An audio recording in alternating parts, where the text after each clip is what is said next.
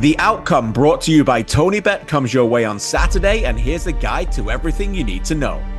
In a historic first, all 4 of the final games of the season will be played at the same time, live on One Soccer and available on YouTube for all of you to watch. 3 teams head into the final day looking for the final playoff spot.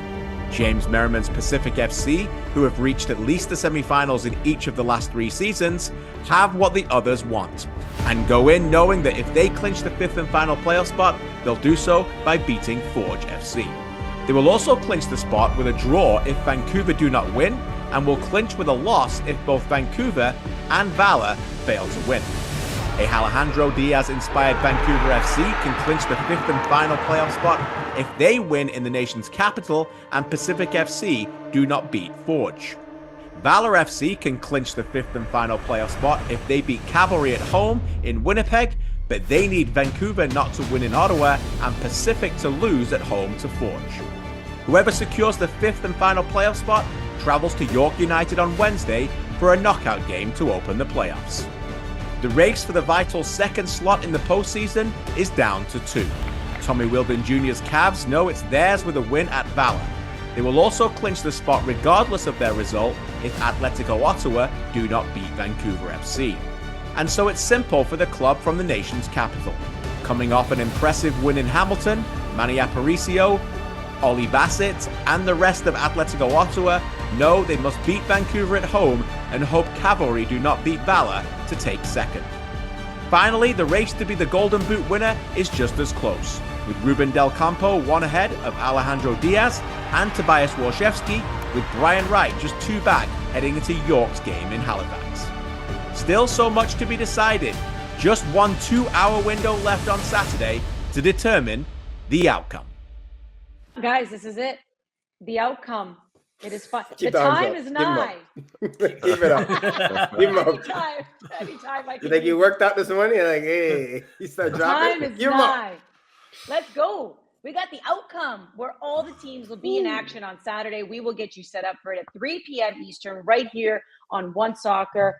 All the games will be happening simultaneously at 4 p.m. We will have commentary on all of them as well. And it's coming down to the wire because Halifax Wanderers are the only ones who are completely out of it. Even though Forge is clinched first, they don't know who they're going to face. Who's in that second spot? Atletico Ottawa, Cavalry, and by the way, the final spot, 5th, still up for grabs. 3 teams are fighting for that between Pacific Vancouver and Valor. So, Jordo, who is under the most pressure on Saturday? I don't know. I honestly, I really don't know. Good answer. That was dramatic. I don't know. Hold on. What a start. Guys, easy. Let me land my plane. Please, friends. I don't know who's under the most pressure. I will say who I feel is still under pressure going into this weekend. Cavalry should feel a little bit, but then how could I forget Pacific? The reason why I say Pacific, even though the Valor, the Vancouver, there's a lot on the line for them. Pacific always make playoffs. Pacific always make a run. James Merriman has won or been a part of a team in 2021 who has won the last game of the season. They're always there with their football. If they fall short, people are going to start asking questions about Pacific and how they're getting things done. They've had a dreadful year. They picked it up probably for me in 3 matches. I could say that they look very, very good. They probably picked it up with York the last 15 minutes. Ryan Moore said, you know what, I've been in neutral all season. Let me kick that into 4th gear. All of a sudden he starts to go back, scores a brace.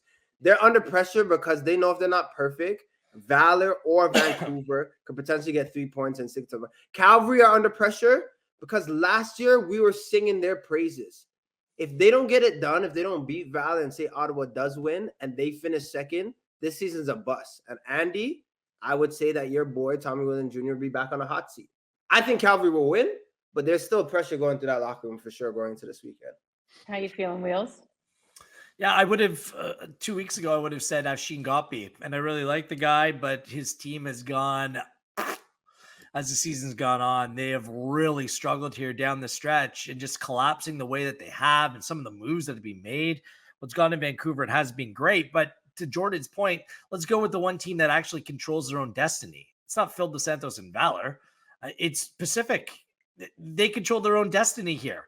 And the pressure is on James Merriman and company to see this over the line. Look, semifinal in the Canadian Championship, that's all good, but they've completely underachieved in terms of what this season has been for them. And there's been wrapped up in a lot of frustration as well. So all the pressure's on Pacific this weekend. Ollie? Yeah, it's Pacific for sure. Vancouver and Valor are playing two teams who are fighting for second place, and they're going to be motivated to win that game. Vancouver obviously having to go away to Ottawa and Cavalry away to Valor. Pacific is playing a team against Forge that is preparing for their first playoff game and probably won't travel a few key players. We know Alessandro Hijabrapor is suspended already. Like if Pacific isn't in that fifth and final playoff spot come the end of the day, they've kind of choked it. I don't think there's any other way to put it in the position they're in. All right. Well, here's the thing. So we're talking about some battles that are still up for grabs, right? We know that's like who's going to be in second, who's going to take that fifth spot. But do you have a lock? I mean, there's an obvious one. I'll give you a lock. Forge is going to finish first. Forge number one. Nice. Andy. Maybe York is fourth as well. Yeah, York. I like that. Double down. There's a lock. Halifax won't make the playoffs. Yeah, there's a lock. I bought out from Tuesday, and I'm on fire right now. But, Wheels, is there a lock? Like, give me one lock. I'll give you a lock. Cavalry's going to finish second. Cavalry is a lock. They're on great form. They've only lost one out of their last 13 games, by the way. Cavs season, y'all. Like they've stabled this ship. They have. Jay Herdman's been a really good pickup for this team. Ali Musi's probably playing the best football there is in the Canadian Premier League. Warshevsky's fit and firing again. This Cavs team, I just cannot see them going to Valor and losing in a game where if they win, they could be in that 1-2 game and potentially host a Canadian Premier League final. Tommy Wheeldon Jr.'s got this team playing. It shouldn't surprise anyone, even though there was questions being asked just a few short months ago. Look, in all time I like Valor. They haven't been winning anywhere near enough games. That's been their problem. Draw across the board. But Cavalry have only ever lost to Valor 3 times over the course of their history. 3-21. You're telling me Valor's going to go out and win this game in a game that means something to Cavalry this weekend? I don't think so. Cavalry, lock it, second place. Oh, Ollie? My lock is that there will be a coach or a whole team who claims that they're not scoreboard watching this weekend, and they will be lying. That's my lock of the final weekend of the regular season. So people are going to be on the horn? How's this going to There's going to be an assistant coach just like... Oh, yeah. There's ways to see it. You always do it. Last day, someone will say they're not. You have someone, you get the pager out, the little walkie-talkie, all that comes out. This pager, walkie-talkie? Is this 1997? Well, because we'll just talk about it. But I basically have to do that with Ollie on Tuesday because someone was cold. And we had to go inside. Yeah, I didn't want to out you guys when you said. I had to call Ollie, and it was basically like a pager. I was calling him every 3 minutes. Hey, clip that for me, buddy. Hey, Can I say something? Yeah. Can I say something? When the rain came down in the first half, and I looked at you, Jordan, and I looked at John, and I said, boys, we're going inside and watching this game in the tunnel because this is ridiculous. The two of you stood to attention faster than I've ever seen two people jump and go, This is what's going to happen. You looked at us. John and I then looked at each other when you headed in. He looked at me. I looked at him. And we basically said, yeah, okay, she wins. That was it. Depending on what Vancouver does. If Vancouver's not winning, like Vancouver owns the tiebreak over Pacific. So if Vancouver wins and Pacific draws, Pacific is out. So that will be the one team that will be looking and scoreboard watching for sure, because Vancouver, it's simple. They have to win, but Pacific, their result is predicated, some of it predicated upon what Vancouver does or doesn't do this weekend. So, Wheels, I can appreciate you trying to get it back on the rails, but I just have to. I was trying to get back on track. No one wants to hear your weather talk. Maybe Adam Jenkins wants to hear your weather talk. That's about it. Jordan, were you happy that we watched the first half inside? Just happy, yes or no? Ecstatic. I never complained. Thank you. I was just talking about the process. What's your lock? Just to register, who didn't I started the Ollie season. on the You reminded me. Ollie, you're great. You reminded me. I said some outlandish things in the beginning of the season. I say some outlandish things all the time. I said that Vancouver FC were going to score the most goals ever. You did. Right? You reminded me of that. I said, whoa, I was really sipping some Kool-Aid early on in the beginning of the season. But I'm still going to back my Eagles. Wheels just brought up the numbers. They're going to get a win. They're going to get that fifth place spot. And they're going to lock it in. Remember I said it. Remember I did this. And as much as everyone's giving that love to Pacific, Vancouver's going to get home. Barely make it, but they're going to do it. Lock it I in. love that. Lock it in. You hear that, KJ? You hear that, KJ? Jordan's locking it in. Come on. Let's go. Hopefully you at home lock it in. 3 p.m. ET, One Soccer. We get you set for the outcome. All the games kicking off at 4 p.m. All right, gentlemen, let's get to our Tony Bet top picks.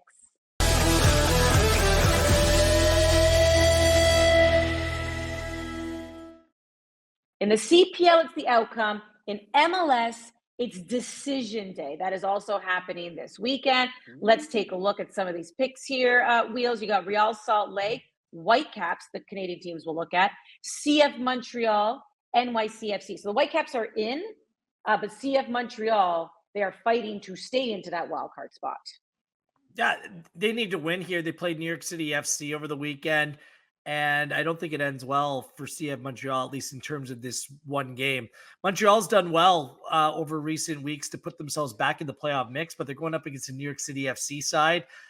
They've won 3 games in a row. Alonso Martinez, 4 goals in 3. Santi Rodriguez, 3 in 3. And New York is playing for something as well. They have a chance to move into 4th. Depending on Orlando's result this weekend. And New York City is just one of those teams that owns Montreal. They've won 6 of their last 7 games. So I like New York City FC plus over 1.5 goals in this game at plus 165. That's what. And what about Vancouver, Whitecaps, Real Salt Lake? Well, Whitecaps have a chance to move out of that play-in, kind of that wild card game. Just in recent weeks, it hasn't gone well. I think the total set way too high in this game. 3.25. The Whitecaps are the 3rd best team in Major League Soccer from a defensive perspective on the year. And Salt Lake did just 1 combined goal in their last 2 games. This game means something for Salt Lake. They're level on points with Seattle, so the game means something for both. I just see it being low scoring, tight, and cagey. And that's when Vancouver's actually a better away side than their home side. They've picked up 25 points away from home, just 22 at home. So I think they can go out and maybe get a result here, but it's going to be low scoring. Take the under. You guys feeling the same way about CF Montreal here? You think they're going to be out, Jordo? When it comes to betting, I back Wheels every single time. Maybe unless if Man U's playing Arsenal, but Wheels does the research. Wheels knows I wouldn't bet on United. That wouldn't. Come on. No. Yeah. What about you, Ollie? How you feeling? You think CF Montreal's going to miss out on the final day? I'll try to be optimistic and say CF Montreal will do enough. They don't need to do a lot to get in, but they are just vulnerable if they lose that game because their goal difference is so poor to Philadelphia and Atlanta. Philly do have to play Cincinnati, who are obviously a good team, but they're locked into 3rd place already. So it really depends on the approach of some of those teams that their rivals are playing against. Whitecaps, they've been a good road team this year. I think it's been BC Place, which has been more of an issue. So I'm hopeful for them that they can get what I think is a much needed win, not just to maybe move up a place, but to end on a positive going into the playoffs. This is just me saying we're either going to say bye-bye or hello. No to these teams, but we do have to say bye-bye. Thanks for tuning in, everyone. And I say hello.